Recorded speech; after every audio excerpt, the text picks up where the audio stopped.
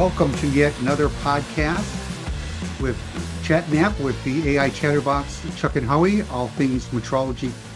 And it is a great day. It's a great evening. I've got my cocktail. Well, it was nicer this morning. It clouded up a little bit, but it's still in the 70s. So don't get me wrong. It's a beautiful day. Well, but what happened? Where's my sunshine? I got my sprinkler going today. First time today. I've got a nice picanha that I got to put on the spit. I need some good weather. I don't want rain. But we need rain out here. The entire state is on a fire ban. It's been a dry spring. Yeah. Yep. Yeah. We got hardly any rain at all where we're at. So look at us, a couple of metrologists talking like we're meteorologists. Go figure. I mentioned I have my cocktail of choice. Seeing now it's the evening. Do you have your choice of cocktail tonight? Fresh out, I do have my bottled water. You are too healthy of a person, my friend. So I'm allowed now to have one cocktail a day, with that. So I've got my rum and Coke ready to go. So I'm enjoying that. Oh, rum, okay. With you. So unfortunately, I would probably pick either an old fashioned or a Kentucky Mule. Yeah. And for those of you in the audience who don't know a Kentucky Mule. So a Moscow Mule is made with vodka, right? So vodka, ginger beer, lime, and plenty of ice. A Kentucky Mule throws out the vodka and puts in bourbon, which is a tasty drink. But of course, the ginger beer really makes it, right? That's good flavor. Yeah. Before we get, into the podcast, I'm curious if you've got your bike put together yet. The bike story. Okay. Let me tell you, I don't recommend assembling your own bike. Now, for those of you who know Janet, she's dealing with some medical issues, and she's not able to balance herself on a two-wheel bike. So we gave that to our daughter, and she's been wanting a three-wheel bike, just for better stability, right? She also prefer to have not have the brakes up on the handles, because that's part of the disability is her right hand, not being able to squeeze that. She'd prefer to have the old style, like when we were kids, where you just reversed your pedals to brake, right? But I can't find that. I'm sure there's something out there somewhere, but I couldn't find anything. So I got the kind that had the squeeze handle brakes. This one happened to have pads in the front, right? So that type of braking on the tire, but a disc braking system on the back. Never seen that before on a bicycle, right? No, either. Yeah. Anyway, so, you get it out of the box, start putting it together, and you find out that it's really kind of a adolescent bike. It's not an adult bike. It's too small. So we ended up regifting it as a Mother's Day gift to her mother, who is very short and loves it, right? No kidding. It actually turned out perfect. She loves the color. She loves the size. It works out perfect for her. I was going to have you come over, and I was going to order one because I have the same problem, as you well know, where I have balance issues, and I was going to order a three-wheel bike because I miss biking. And short story long, I was going to order one. I can't find one here in Little Rock. Oh, really? No, like at a bike store. They don't carry them. Well, we're going to start the search here for it, right? So if I find one, I'll let you know. But we will be buying this fully assembled. Yeah. Well, you'd have to drive your truck down to, when you buy one. Oh, to bring you one, yes. Yeah, you'd have to bring it down here. And to do our podcast there with Chris Krashinen, Paul Reese, right? Have the band out there. Bring the guitars. Yeah. Bring your drums. Wine. That'd be fantastic. I got a better idea. I'll just borrow my brother's truck. I'll drive up there to your house, and then you can put us up. We can do that. You can put us up at your house. Then I'll have to bring all that stuff down. Yeah, you got the mess to clean up. You get to feed us all. Oh yeah, right. So we're kind of like halfway through, maybe a little bit past halfway through of our first season. It's been an exciting season already. Yeah, it really has. And we've had a lot of good hosts already. We got a lot of good hosts that we're going to have to wrap up the first season. Any thoughts on the first part of the season? Some great guests so far. I think, I was talking to you about this earlier.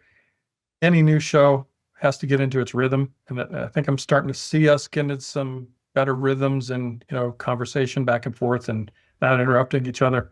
That can be hard to do, especially on Teams. Anyone who's been on a Teams meeting knows the more people you have on, everybody wants to say something and you end up talking over each other, and it's hard to not do that. And so, using the little raise the hand feature on Teams or whatever social media connection you're using is a good way to do that. But we're starting to, I think, get into some of that rhythm that I'm hoping that will solidify. But you know what? From the audience, absolutely love the candid feedback from you. We've had a lot of good comments, but feel free to let us know if there's other things you'd like to see the podcast to do, other features you might like, or guests that you'd like to see on the show. Absolutely welcome that feedback. I know we're getting into the summer season, so we've got the trade shows coming up. You planning to attend all 3 trade shows, or? I will be at the Measurement Science Conference, and then NCSL for sure. Yeah.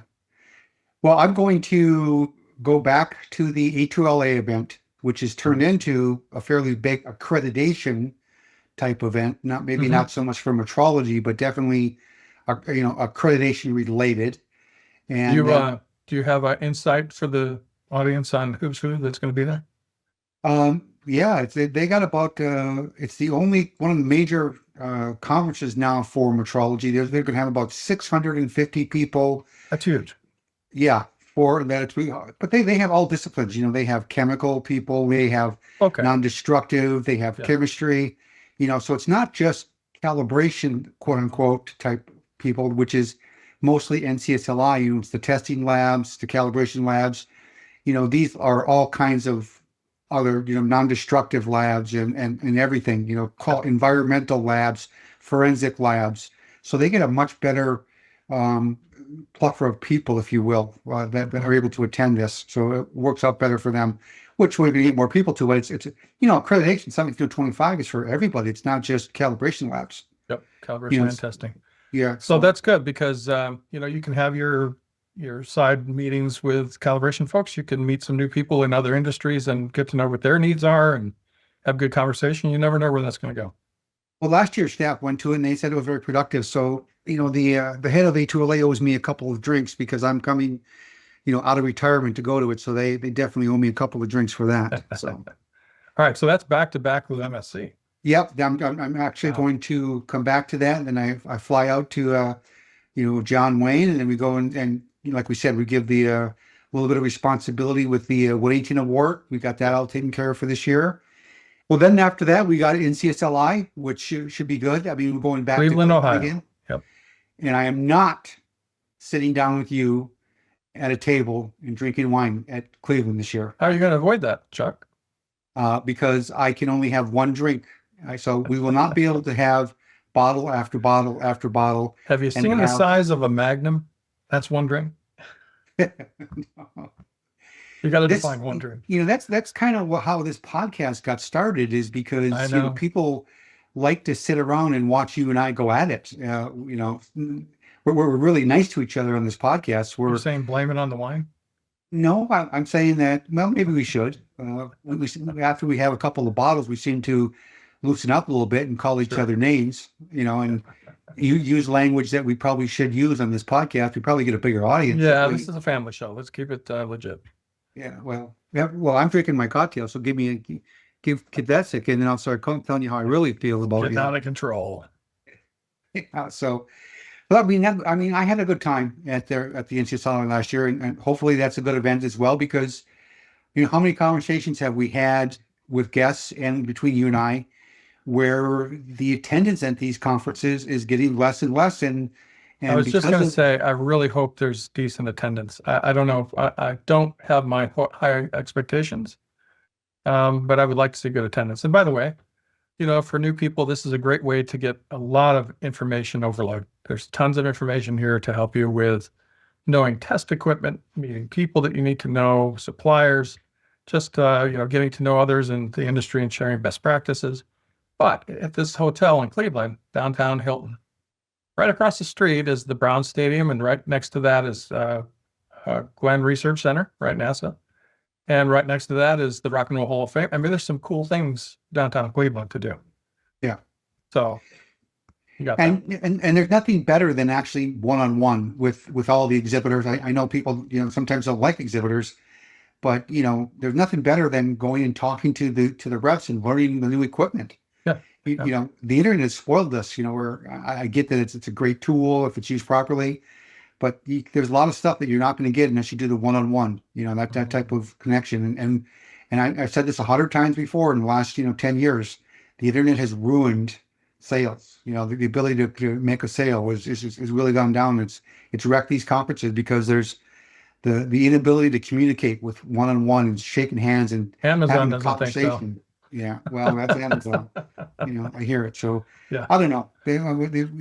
So we got to get ready for the conference, and hopefully everyone has a second look at it and they can budget it. And Speaking of which, so as you know, Kirk and I are putting together a paper on risk that we're going to meet on that here next week to get it finished up. He submitted the abstract already for NCSL, but we want to get that done and, of course, get our presentation ready for the presentation at NCSL. And I'm looking forward to that. I think you are as well. Well, I really challenge both you and Kirk to really make this paper. I know that you've only got a short time frame to present the paper, but I've really, pressured you guys to write a paper that is so detailed that it can be used by assessors. It can be used by accreditation bodies as a template to provide them guidance in, doing audits to risk analysis for proficiency testing. Again, you don't want to make it so long that people avoid reading it.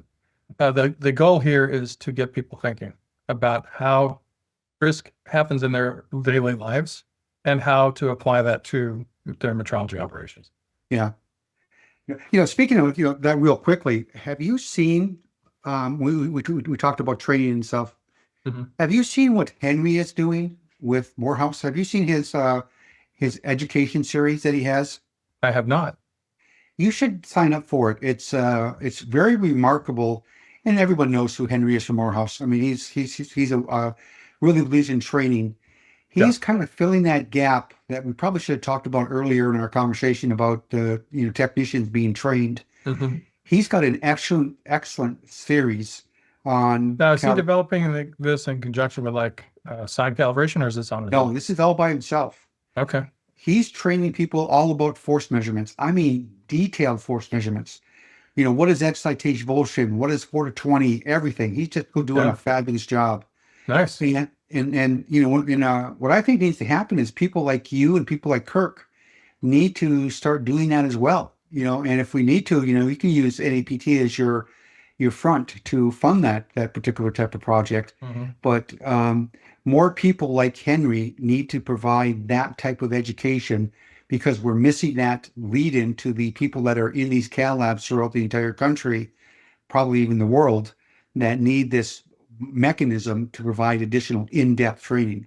Yeah, we did talk earlier about the lack of the pool of resources for experienced technicians, the need to develop training for them, and especially on the job training, mentoring, right, that apprenticeship type of approach to get people from where they are, where their knowledge base is and their experience or lack thereof, to productive calibration technicians that can think for themselves and be able to provide the work that we need to have done for our clients. But what we did, for example, in the customer portal, which people love, it's a free tool, that our customers can have access to, and anyone can have access to it. But we have this free risk analysis tool, and it's really a global approach tool that you helped design, and it's a fairly decent tool, but it's a global approach from a company standpoint, and it's a great tool. And so we recommend that people start with that as an approach to doing proficiency testing. But once again, it's one of the many improvements that NAPT has made to provide training to these people when they don't have other mechanisms internally. And how many other sites out there are offering free uncertainty training, for example? Right. We don't have that because there's tons of it out there already that you can download free uncertainty stuff. But my point is, there's lots of free stuff out there that these technicians, either they don't know it's available or they just haven't done due diligence to go and find it. You know what I'm saying? Do a search on it. or maybe, their employer's not letting them do it, or maybe they don't want to do it. I don't have that answer, but it's amazing, Howard. I could bore you for hours on how we still get, a lot of conversations with technicians who clearly, I don't want to sound negative, but they need more training. It's, so. Well, this is something I've observed in my 60 years on the planet. And that is just simply that any profession, not just calibration, right? Sales, whatever you're doing in life, you're either engaged in the process because you're driven and motivated to learn about it and succeed, or you're not, right? And I see people who are just trying to get by and collect a paycheck, right?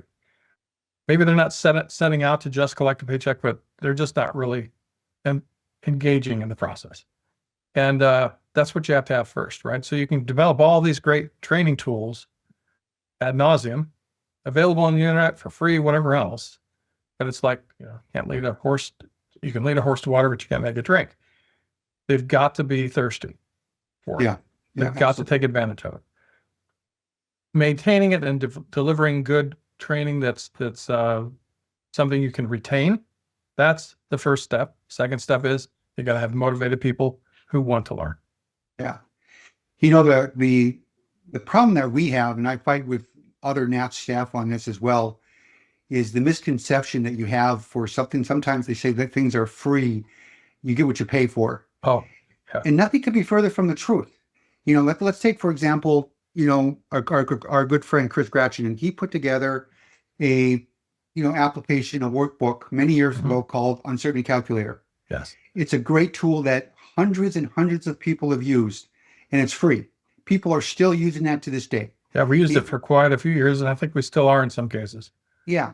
And so, NAPT offers the same thing. We offer, free PT planning tool, free risk analysis tool. It's free to anyone that wants it. So, but the misconception that just because something is free means it's no good is definitely, wrong in this case. And that makes me, I don't know, I wouldn't say angry, but, maybe we should charge for it and then people would use it. I don't know. Even if you charged a minimal fee, I think it tends to change the perspective on it.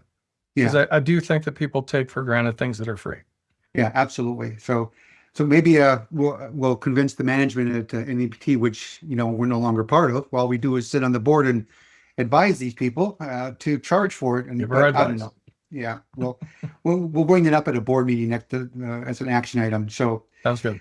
But anyways, it's a problem. And I get the point, Howard. I really do. Where these organizations, they don't want to pay for stuff, but they don't want free stuff either. But so when you give them stuff for free, they don't want it. But at the same time, when you charge it, they don't want to pay for it. Yeah.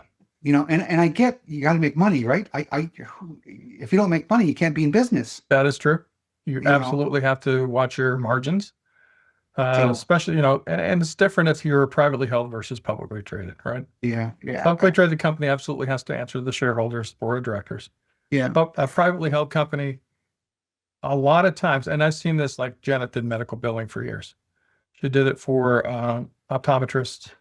And, what I started seeing is, my gosh, if you ran your business differently, if you had a different business model, you could get a group of optometrists together or doctors or whatever, dentists, and you could make a killing at this, right? You could market it differently and better, to sell those services, and you could grow the business. But most of those single owner locations, they're making enough money to, have a comfortable lifestyle and pay the employees something, right? They don't pay them great, but they're satisfied.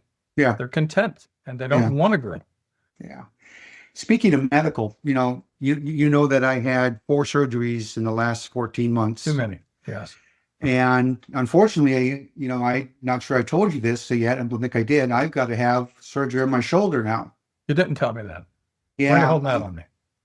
Well, I fell down a couple of times during my problems that I had last year, and I wrecked my shoulder pretty bad. And the only way it's going to fully recover is they're going to go in there and do the quote unquote, what you want to call the rebuild. And orthopedic surgeries are, getting more commonplace. I'm not going to say they're easy because they're not, but, and certainly some orthopedic surgeries are more difficult to recover from than others, especially knees and your shoulders. Now, Janet's brother just went through that surgery you're talking about 2 weeks ago, and he's in a lot of pain right now. Oh, easy. That's to be expected, right? That's to be expected with that type of surgery. The recovery time is fairly long, and it's inconvenience on top of the pain, right? But you've got pain now. Yeah, but it's manageable pain as well. Okay. I can't imagine having my right shoulder totally like not be able to use it for 6 to 8 weeks. Yeah. Most of the surgeries get you up in therapy right away. Yeah. They don't want blood clots. They want, they want movement. So being ambulatory, being able to get movement in there and exercise is pretty key. Yeah. You probably remember that I've had both my hips replaced years ago. You told me that. Yeah. And so a little bit of a story there, if you don't mind. We've been, Transcat has been doing business with this orthopedics company for over 20 years now. I set that up 20 years ago with a gentleman who, by the way, just reached out to me this morning. No kidding. Surprising. Yeah. He and I keep in touch ever so often, right? Not as much as we used to. He's still with the company. 25 years he's been with them now. I'll be at 25 in October with Transcat. But in any case, we built a really great relationship. So he's comfortable reaching out to me and saying, hey, I've got, in this case, a metrology problem for one of our products. Can you help me? So we got on the phone and he shared his drawings with me and everything that he's trying to do. This has to do with the way they insert the femoral stem for hip replacement, total hip replacement. And I'll share some pictures with you. Now, I want to warn the audience, if you're squeamish, you might want to stop here. I'm not going to show anything overly shocking, but there are some, pictorials of bones and things like that. And then I'm actually going to show a surgery, just a piece of it that's going to show what the damage is. So just a forewarning to those in the audience. What about me? What if I'm squirmish? I don't care. All right. So here's what happened to me. Here we are, October of 2004. And I start at this customer's site, the orthopedic site, and getting our operation up and running to run their account program for them. And 6 months into this, I'm getting everyone hired. We're on board. We got a great team out there. And I'm in a point where I go to stand up from a seated position, and I have this major pain in the front of my hip. And it's like, what in the world is going on there? And it just kept getting worse and worse. So here I am traveling every week out here to get this stuff going. And so I take some time to go back to Rochester's where we lived at the time. And I see an orthopedic specialist. And he said, well, you've got avascular necrosis of the hip. And I said, what? Well, how did this happen? Well, let me explain what that is. And that's what this pectoral is. So the head of your hip bone, the femur, has a blood supply that feeds it. Right now, your femur is it's the largest contributor of your red blood cells, but it also has to be fed a fresh blood supply to keep the bone healthy and growing. And so when this dies off, for whatever reason, right, it could be due to severe impact. A lot of football players have this type of injury. Bo Jackson's one of those examples. Or it could be overuse of steroids that can cause problems with your vascular system, or overuse of alcohol. I didn't drink at the time. I didn't drink at all. So it was none of those. They don't know why this happened. But my left hip, for some reason, lost its blood supply to the femur head. And the first thing that goes is your cartilage here on the outside. If that's all that happens, that can lead to osteoarthritis. But then if you get necrosis of the subchondral bone, that's where you start getting into pain. And I had a lot of pain. So after they tried to do a bone decompression, that didn't work. It was too late. We got into looking at hip replacement. All right. So all of this to say, the hip replacement due to avascular necrosis, let me go to what happened. You have the surgeon has to dislocate your hip, and they do an incision on the side of your hip and pull it out so they can get to this femur head. They cut that off, and then they have to put a femoral stem, the metal insert, down into that femur. This is the process that this gentleman's asking me about. All right, so jump to these pictures. Here's my hips back in 2005. You probably, if you're not used to looking at x-rays, not seeing what's happening here. So I'll zoom in on this. On the left side, looks like a pretty round, very normal hip, right? Nice round surface. On the left hip, can you see that it's not fully round here? You see this deterioration here from the cartilage and the necrosis of the subchondral bone. That's the pain I was feeling. Right, so they needed to replace that. All right. In that process, I happened to, and the surgeon didn't know until he got in there, but I happened to have very thinner than normal femur walls. So they cut the bone off. They're getting ready to drive this femoral stem. It has a centered finish on it so that when it's in there, your bone will grow into it and hold it in place. So it's intended not to come out. While he's driving it in there, and my bone is starting to radially fracture because of the thin walls. So he's now having to pull it back out, which is a lot of work. So this surgery is known as one of the bloodiest surgeries there is, and one of the most difficult for a surgeon. When they're driving that in, they're using a mallet to hammer it down in, right? And now they've got to figure out also, do you get the angle right and the position and rotation right? Otherwise, you're going to walk funny and you have problems with your spine.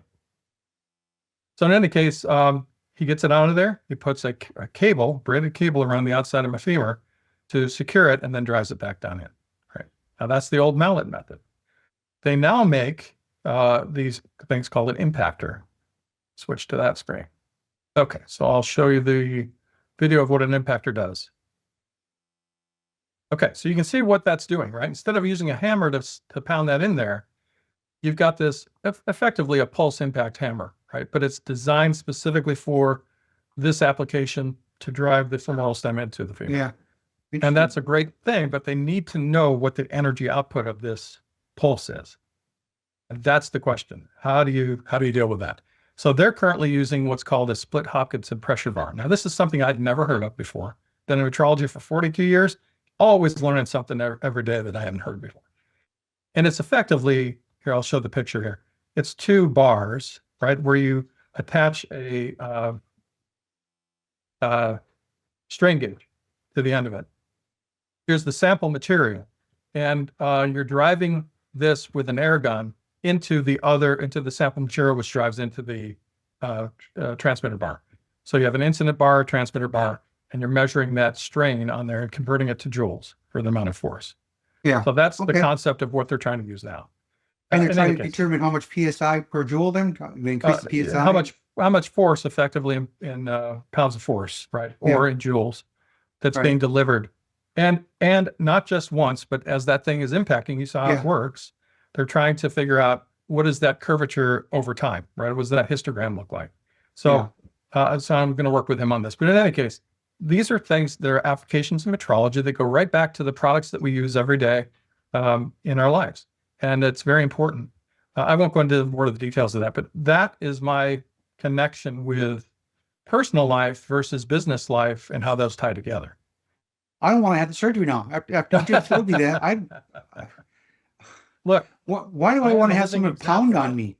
I had left hip done 19 years ago. 9 months later, I had the right hip done because the same thing happened to it. You saw how healthy it was, and 9 months later, it was in the same condition. So for whatever reason, it's not like we had a family trait of this, right? A genetic thing. But for whatever reason, I lost those blood supplies and I had to have hip replacement.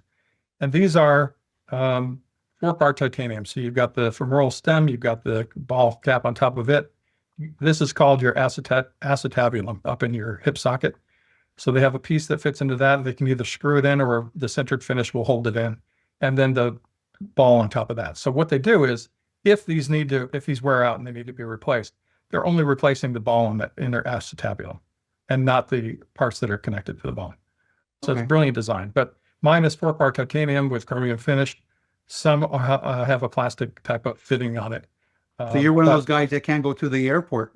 Oh, it triggers it every time. So I don't even sign up for TSA because they don't have the millimeter wave scanners for TSA. They still use the X-ray machines, which will trigger every time.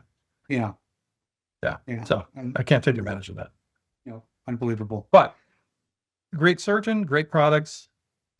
Not gonna. I've never had a problem with these. They've been fantastic.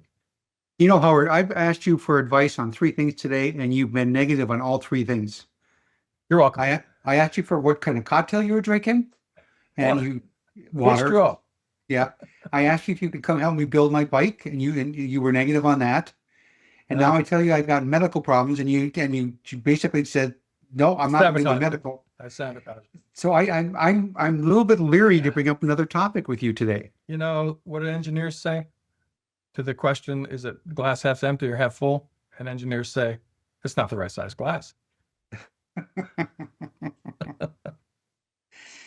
Well, I like that. So, well, okay, so back to the metrology again. I'm going to have to really think about getting this surgery because you really educated me more so. I mean, more so than the doctor had. I can tell you that much. You're welcome.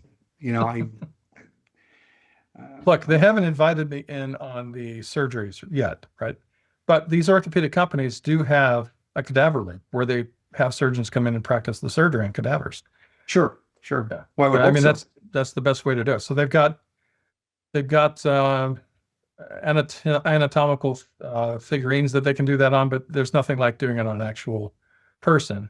You know, cadaver first, learn all the intricacies of that before you actually jump into this. Now they have a new system that they're selling called the VELIS system, and it's a fluoroscope type of design with digital marking on the patient, so they can determine the size of the hip replacement, because there's different sizes based on your anatomy, right? And so they determine the size of the hip with this tool. They also determine positioning once it's in there to make sure it gets in the right position. Yeah, sure. When I had the left hip replaced, it ended up a ½ inch higher than my right hip. And so I had to wear a lift in my shoe to not have a problem with my spine, right? Yeah. So that when I walked or stood. And then once they did the other hip, it evened out.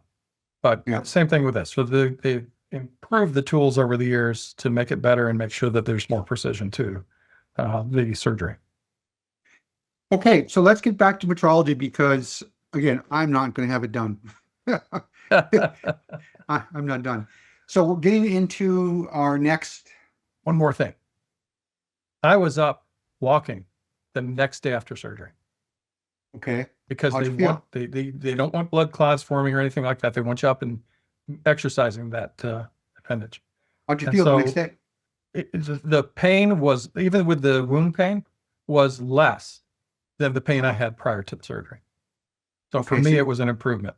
So you're saying I should think about the surgery? I think you should think about it, and then make sure you're doing everything they tell you for occupational therapy, physical therapy, afterwards, doing all those exercises to get yourself back in shape.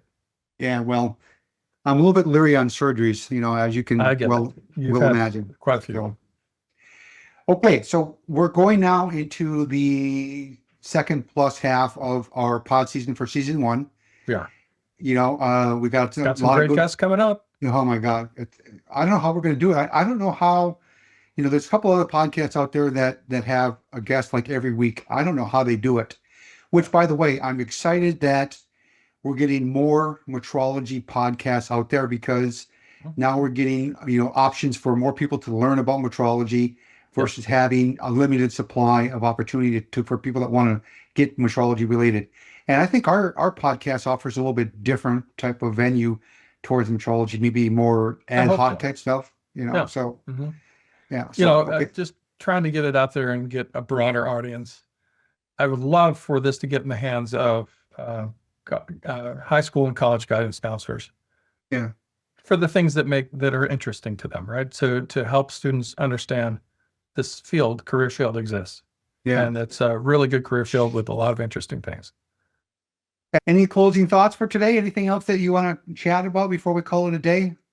You know, on one of these, you know, we talked about adding some metrology tools to the NAPT website. And that was something the board of directors is working on, and we haven't really moved that ball forward. But perhaps I could share some of those on one of our episodes between you and I, just to show some of those tools, what's possible. It's more of that type of thing. Sure. What's possible. Most of what I've developed has been in Excel, either for just descriptive purposes or for graphical purposes to help get a concept across. Well, I think that's a great idea. Are they free? Are we going to charge for them? They're free. So with that being said, Words of wisdom. Actions speak louder than words. I like that. And if you're not solving the problem, you are the problem. Mm-hmm. So with that, all that, thanks for listening to ChatNAPT with AI Chatbots Howard and Chuck. Thank you for joining us. And remember to, take advantage of our sponsor, NAPT. We want to thank them.